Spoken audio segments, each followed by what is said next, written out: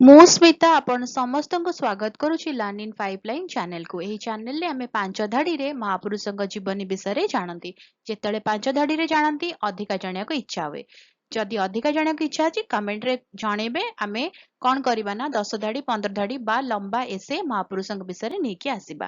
ତାହେଲେ ଆଜିର ଭିଡ଼ିଓରେ ଆମେ ଜାଣିବା ଆଉ ଜଣେ ମହାପୁରୁଷଙ୍କ ଜୀବନୀ ମାତ୍ର 5 ଧାଡ଼ିରେ।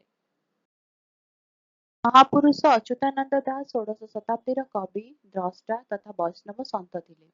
ସେ ଗୋପାଳଗୁରୁ ଭାବରେ ବେଶ୍ ଜଣାଶୁଣା ଥିଲେ। ଅତୀତ, ବର୍ତ୍ତମାନ ଏବଂ ଭବିଷ୍ୟତ ଦେଖିବାର ଶକ୍ତି ତାଙ୍କ ପାଖରେ ରହିଥିଲା। ସେ ପଞ୍ଚସଖାଙ୍କ ମଧ୍ୟରୁ ଜଣେ ସଖା ଥିଲେ।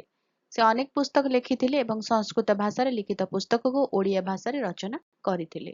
ରହୁଛି, ଦେଖା ହବ ଆଗାମୀ ଭିଡ଼ିଓରେ। ନମସ୍କାର।